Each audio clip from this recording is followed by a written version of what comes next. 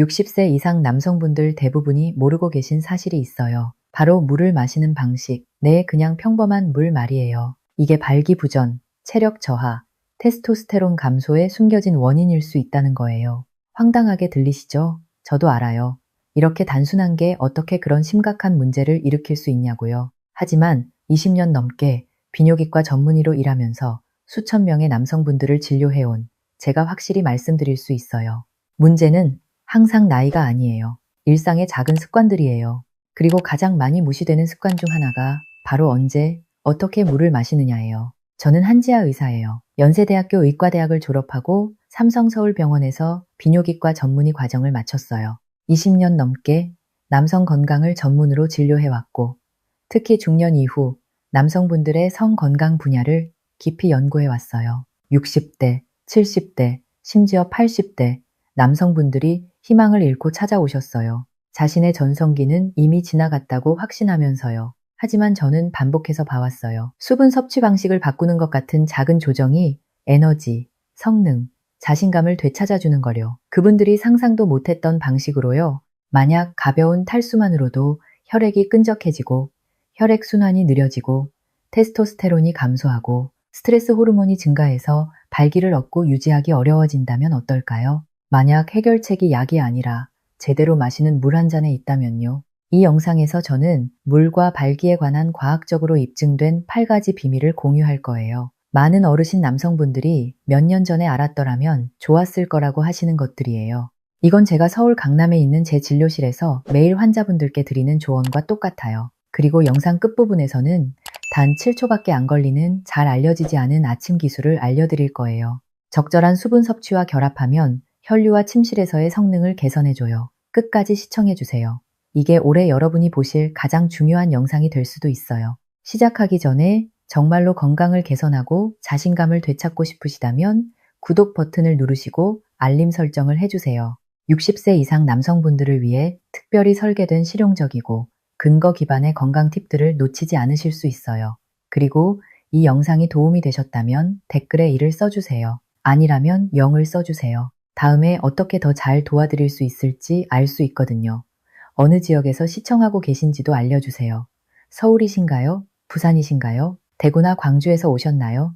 궁금해요. 자, 본론으로 들어갈게요. 첫 번째로 얘기해야 할 건 혈류예요. 왜냐하면 혈류 없이는 발기도 없거든요. 그리고 대부분의 남성분들이 모르시는 게 있어요. 혈액은 대부분 물로 이루어져 있다는 거예요. 이게 무슨 뜻이냐면 가볍게라도 탈수되면 혈액이 끈적해지고 느려지고 순환하기 어려워진다는 거예요. 그리고 혈액이 자유롭게 흐르지 않으면 특히 가장 중요한 부위로 단단한 발기를 얻고 유지하는 능력이 직접적으로 영향을 받아요. 자세히 설명해 드릴게요. 물은 혈액의 가장 좋은 친구예요. 그리고 발기는 혈액에 달려 있어요. 20년 넘게 진료실 문 뒤에서 남성분들의 이야기를 들으면서 배운 게 있어요. 여러분 같은 분들이요. 가장 흔한 불만이 항상 테스토스테론이나 성욕에 관한 게 아니에요. 환자분들이 가장 많이 하시는 말씀이 뭔지 아세요? 선생님, 예전 같지 않아요. 10명 중 9명은 제가 호르몬이나 약을 평가하기 전에 먼저 한 가지 질문을 해요. 실제로 물을 얼마나 드시고 계세요? 대부분 웃으세요. 아침에 커피 한 잔, 점심에 소주 한 잔이나 맥주 한 캔 마실 때도 있고요. 근데 물이요? 거의 안 마셔요. 진실은 이거예요. 발기는 수압 현상이에요. 압력에 관한 거예요.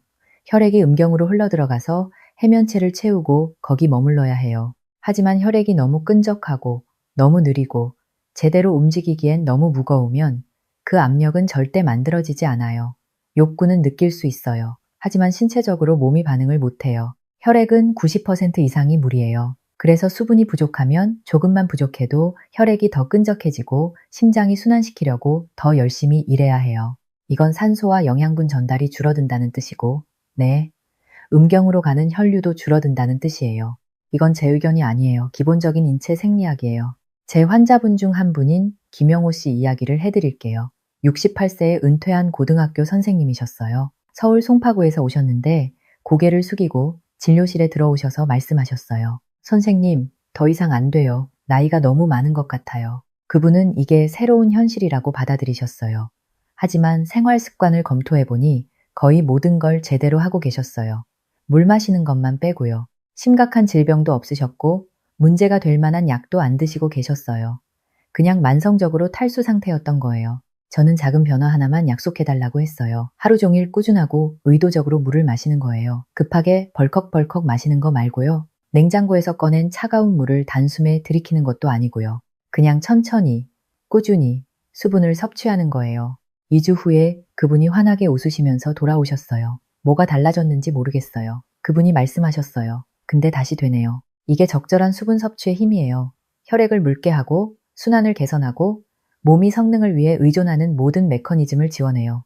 많이 필요한 것도 아니에요. 그냥 꾸준함이 필요해요. 대부분의 남성분들은 가벼운 탈수만으로도 차이를 만들 만큼 혈액량이 줄어들 수 있다는 걸 깨닫지 못하세요. 목마름을 못 느끼시지만 몸은 이미 느려지고 있어요. 발기력이 약해지고 회복 시간이 길어지고 자신감이 시간이 지나면서 조금씩 조용히 사라지기 시작해요. 게다가 혈액은 산소만 운반하는 게 아니에요. 호르몬도 운반해요. 테스토스테론, 산화질소, 그리고 혈류를 타고 필요한 곳으로 이동하는 필수 영양소들이요. 이 시스템이 부드럽게 흐르지 않으면 아무것도 제대로 작동하지 않아요. 그러니까 다음에 몸이 날 실망시킨다고 느끼실 때 나이 탓이라고 성급하게 결론 내리지 마세요. 먼저 스스로에게 물어보세요. 혈액이 제 역할을 할 수 있을 만큼 충분히 수분을 섭취하고 있나? 이건 시작에 불과해요. 왜냐하면 충분한 물을 마시고 있더라도 안에서 여러분의 성능을 방해하는 다른 무언가가 있을 수 있거든요. 그리고 그건 혈류 문제보다 더 위험해요. 모든 남성에게 필요한 호르몬과 관련이 있고 몸이 생존 모드에 들어갈 때 무슨 일이 일어나는지와 관련이 있어요. 탈수는 조용히 테스토스테론을 감소시켜요. 박상철 씨를 처음 만났을 때를 기억해요. 72세에 최근에 아내를 여의시고 대전에서 혼자 사시는 분이었어요. 정신은 또렷하시고 눈도 맑으셨지만 기력이 빠져나가고 있었어요. 저를 보시며 말씀하셨어요. 선생님, 아픈 건 아닌데 그냥 제가 아닌 것 같아요. 위기 상황도 아니었고 명백한 의료 응급 상황도 아니었어요. 하지만 그분 안에서 뭔가가 꺼져 있었고 그분은 왜인지 모르셨어요. 저희는 대화를 나눴어요. 중요한 약을 드시는 것도 아니고 조금 운동도 하시고 식사도 잘하시고 우울하신 것도 아니었어요. 하지만 무기력하시고 의욕이 없으시고 친밀감에 대한 진짜 관심도 없으셨어요. 그리고 그 모든 것 뒤에는 조용한 두려움이 있었어요. 나는 이제 끝났어. 검사를 했어요. 테스토스테론 수치가 평균 이하였어요. 놀라울 정도로 낮지는 않았지만 왜 그분이 힘이 없다고 느끼시는지 설명하기엔 충분했어요. 물 섭취에 대해 물었을 때 마치 고백하듯이 인정하셨어요. 솔직히 말하면 별로 안 마셔요. 그리고 거기 있었어요. 대부분의 남성분들은 탈수가 피곤하거나 목마르게 하는 것 이상을 한다는 걸 깨닫지 못하세요. 전체 유기체를 절전 모드로 만들어요. 몸이 에너지를 보존하고 중요 장기를 보호하고 체온을 조절하고 혈압을 유지하기 시작해요. 그리고 생존에 필수적이지 않은 모든 것, 생식 기능, 성욕, 근육 형성, 테스토스테론 생산은 뒷전으로 밀려나요. 테스토스테론은 섹스에 관한 것만이 아니에요. 추진력, 힘, 정체성에 관한 거예요. 남자라고 느끼게 해주는 내면의 불꽃이에요. 하지만 몸이 물 부족을 감지하면 자신을 보존하기 위해 그 불꽃을 약하게 해요. 그리고 시간이 지나면서 탈수가 심해질수록 이 호르몬 불균형이 여러분의 새로운 정상 상태가 되어버려요. 그리고 그게 전부가 아니에요. 탈수가 함께 가져오는 또 다른 적이 있어요. 바로 코르티솔, 주요 스트레스 호르몬이에요. 탈수되면 코르티솔 수치가 치솟아요. 그리고 여기 문제가 있어요. 코르티솔과 테스토스테론은 동시에 지배할 수 없어요. 코르티솔이 올라가면 테스토스테론이 내려가요. 시소 같은 거예요. 그리고 60세 이상의 많은 남성분들이 모르는 사이에 잘못된 쪽에 갇혀 계세요. 박상철 씨 이야기로 돌아가면 저는 그분을 테스토스테론 주사나 호르몬 대체 요법에 넣지 않았어요. 대신 훨씬 더 단순한 걸 제안했어요. 수분 섭취 루틴이요. 그분은 아침에 일어나자마자 물을 마시기 시작했어요. 하루 종일 물병을 들고 다니셨고 목마를 때까지 기다리는 대신 조금씩 꾸준히 마셨어요. 오후에 커피를 피하셨고 잠자기 전 술도 멀리 하셨고 자신의 몸에 귀 기울이기 시작했어요. 4주 후 새로운 활력으로 진료실에 들어오셨어요. 선생님, 그분이 말씀하셨어요. 다시 깨어난 것 같아요. 더 많이 웃어요. 심지어 누군가를 만나는 것에도 관심이 생겼어요. 그 빛이 돌아왔어요. 그리고 그분이 한 건 몸이 조용히 요청하던 걸 준 것뿐이었어요.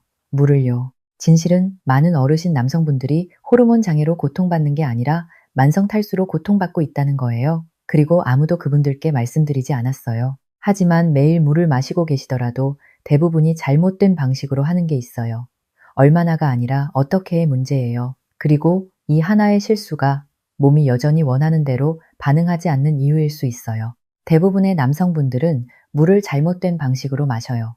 제가 남성분들께 물 마시는 방식이 발기에 영향을 미친다고 말하기 시작했을 때 솔직히 말하면 많은 분들이 제 얼굴 앞에서 웃으셨어요. 이정우 씨를 절대 잊지 못할 거예요. 경기도 수원에서 오신 67세의 은퇴한 택시 기사분이셨어요. 크고 직선적인 분이셨죠. 저를 보시며 웃으시더니 말씀하셨어요. 선생님, 그냥 물이잖아요. 뭘 어떻게 해요?